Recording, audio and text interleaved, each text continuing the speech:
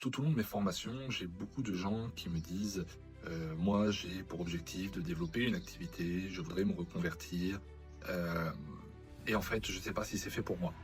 Concrètement, se reconvertir, tout est possible, mais autant je suis convaincu que tout le monde peut faire des soins énergétiques, tout le monde peut faire de l'hypnose, autant je suis aussi très convaincu que tout le monde ne peut pas être entrepreneur, donc c'est-à-dire avoir une entreprise.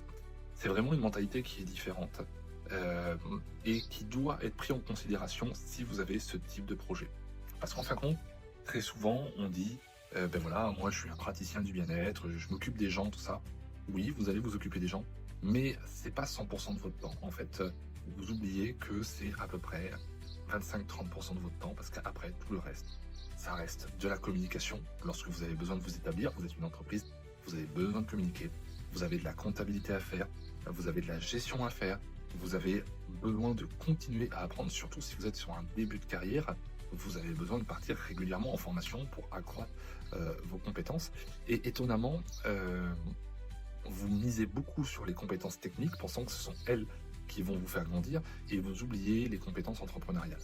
Euh, Si vous vous formez dans tel massage, telle partie énergétique, telle partie hypnose, tout ça, n'oubliez jamais que les techniques dans lesquelles vous formez ne sont que des outils. Euh, donc, ce que vous avez besoin de faire, en fin de compte, c'est de devenir un entrepreneur du bien-être. Et quand vous aurez compris ça, vous aurez globalement tout compris. C'est-à-dire que vous allez devoir travailler sur plusieurs fronts en même temps.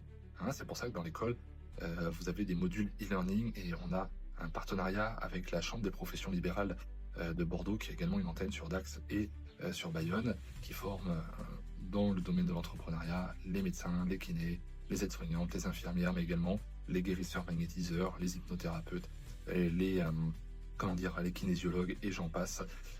Parce que trop souvent, vous faites l'impasse sur le domaine de l'entreprise et finalement, c'est pas vos compétences techniques qui pêchent, ce sont vos compétences entrepreneuriales. Donc vous devez penser que si vous voulez vivre l'expérience de développer une activité, de faire vraiment une reconversion professionnelle, vous devez l'aborder sous tous les angles.